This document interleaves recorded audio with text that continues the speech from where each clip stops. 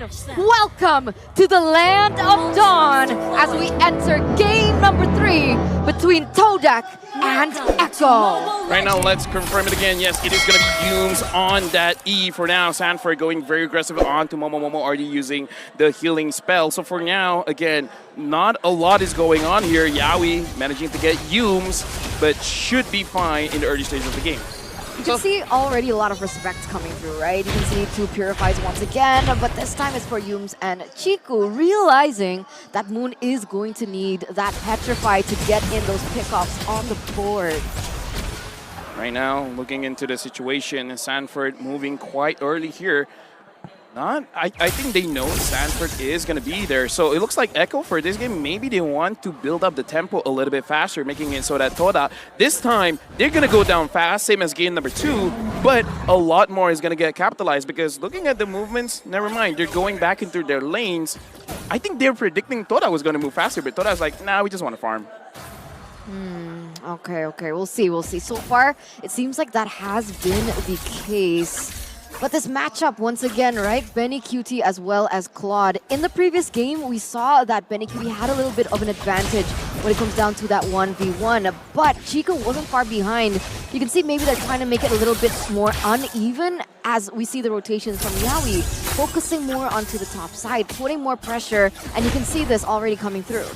But Yumes is there as well, probably just to provide vision because, again, yes, CIKUGAIS, I would say he lost a lot of those 1v1s, but this matchup he played before, so perhaps this time he has a better understanding of how BENNYQT would be using that 1-1, and now looks like the turtle has spawned. Headbutt right into MOMO. KARLTZY saving that heavy spin for the turtle take. Here comes the Black Dragon 4. MOMO obliges. He's drawing a line.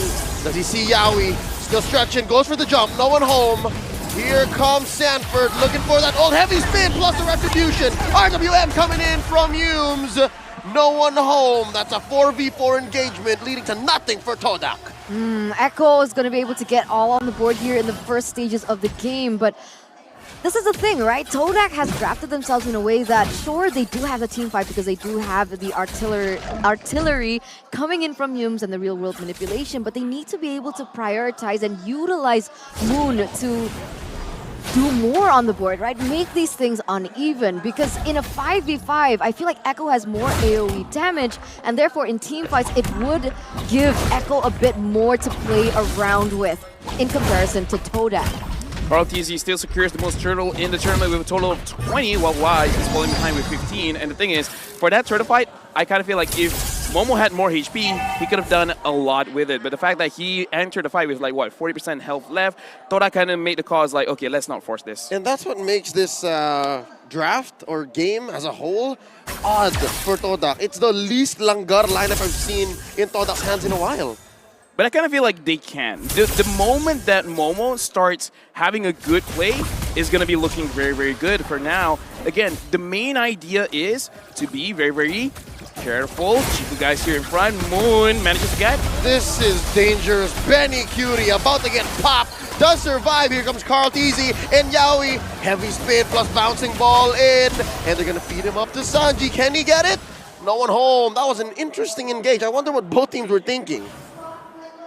I kind of feel like that was kind of good coming in from Moon, wanting to get the kill. But again, the built-in Purify managing to get out of it. And Moon as well, saving his first kill to make sure that he doesn't get caught by that Kai, managing to purify himself out of there. So for now, TODAK and Echo, I almost want to say both of them are being a little bit more passive. You're right, there's a lot of natural purifies going on, but now MOMO, Black Dragon form, 2v1. He's down to a fifth of his health. Does get on out of there. So it's SANJI's turn, here he comes! 40 going in, taking down MOMO. And now, San duo showing themselves up in this second turtle take, going in over to KARLTZY. Yeah, beautiful. Just zoning coming in from Echo, right? They were able to get a kill onto MOMO as well, so it did give them an advantage in that team fight. But Chiku... Wait! Oh, that was close. One more weakness point there. Yeah, honestly, he used the Purify to clear himself of all of it. Now, looking at the itemization here, CIKUGAIS does have the Demon Under Sword. Trojan side for BENNYQT. Now, KARLTZY as well as YAWI is there. Yumes did not get caught. Oh, you're right. What am I right about? I was like thinking, and I was like, Purify doesn't just counter YAWI, it also counters BENNYQT as well. So here we go. Moon looking to burst down KARLTZY. Rival misses a taunt on the Akai. And that's another disengage unless TODAK wants to force it. Bouncing ball by YAWI. Not gonna find him. I kind of feel like they can't force it just because Moon already used his ult. If he did have it still, they probably would have gone for it. But again, in this game, it's much slower. 5 minutes in, CIKUGAIS was able to dodge YAWI there. A good jump, but a good engage as well. Moon burst in.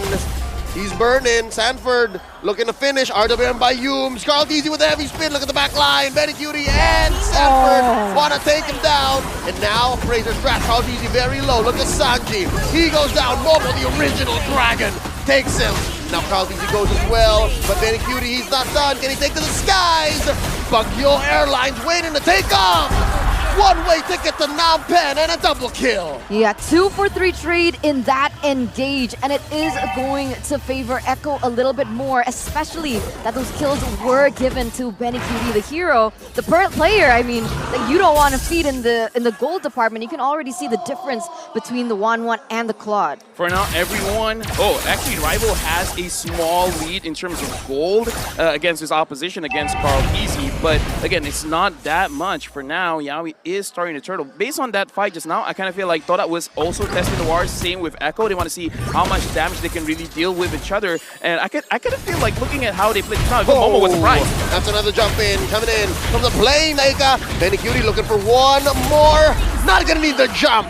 Takes down MOMO and that tier 1 up top. And now KARLTZY heavy spin, spots 2. Rival and Yum spaced out. YAWI looking for the jump.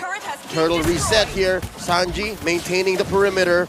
Where's the rest of them? Down bottom! CIKUGAIS and Moon trying to take down 40. He gets out. People like to call the Joy as a distractor hero, right? And that's exactly what he was able to do there in the bottom side. They made things a little bit too unequal for TODAK. And Echo was so confident that they didn't even send BENNYQT to the turtle because they knew they were able to win it 2v2. And SANFORD just being that.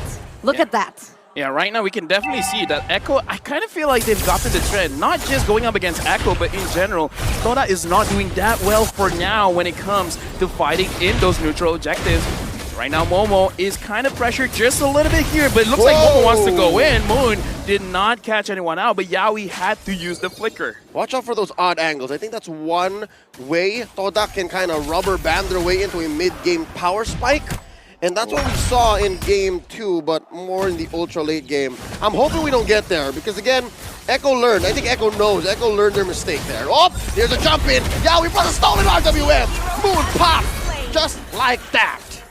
And that's just the instigator that Echo have successfully eliminated from the side of TODAK. They're going to put their focus now on the bottom lane, looking for more objectives on the board and see how these just really tie to one another. Oh, SANFORD waiting, but again, not enough to take down CIKUGAIS. SANFORD finds Rival, but again, so far, looks like both teams, if they can get a clean fight, they're not going to go for it. SANJI already picked up that lightning truncheon, right? So expect more damage coming out from him. That should be the COG and the lightning duo. But in the bottom side here, once again, this is it. Echo, they're just looking for more objectives on the board. They don't necessarily want to go for an engage so far because they know maybe in a 5v5, it's a little bit too difficult considering that what Moon just did in that previous team fight. Right now, honestly, looking at TODAK, they're not moving together. Even though I would say that draft kind of works well if they want to move together. YAWI goes in. Pulls the trigger, goes in for the jump. MOMO answers back. Rival pop by BENNYQT. The RWM still sniping away. Yums goes down. MOMO runs away. SANJI showing his Black Dragon this time around. The heavy spin, pinning down Moon. 3 for none. Echo take them all down. Now in mid. Oh, even SANFORD couldn't. The vengeance plus the ult from SANFORD. Thank you very much. That sucks. That was almost a wipeout. That sucks though, right? You know what?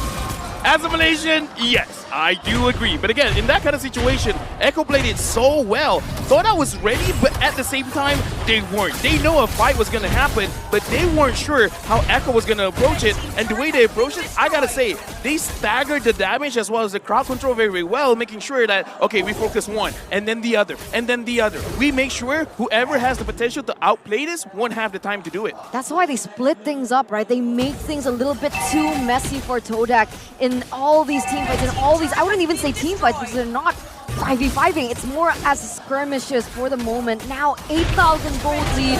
BENNYQT has a prolific roar. He goes in again, just like that. Echo showing what this 8K, 9K deficit does. They take down Rival, and not a single move of retaliation coming in from TODAK. Chiku falls as well. There's the punish. Going down, SANFORD falls, but now they're inside the base. Echo are threatening a penetration, mid lane, top lane. Benny coming in Grand Theft Orange.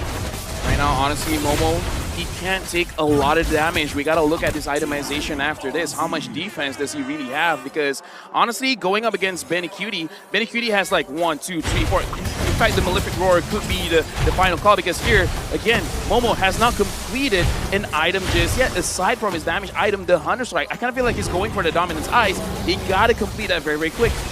I don't think he can, right? I mean, 1-1's already on the Malefic Roar anyway, so that's just already penetration. It's like you're 2 steps ahead, basically, of your enemy at the moment. Not to mention Moon and Yumes, who are also struggling to build items. Heavy Spin catches Rival, changes pin code, changes zip code. On the way out, BENNYQT takes the skies, keeping Moon alive, but just a little bit more.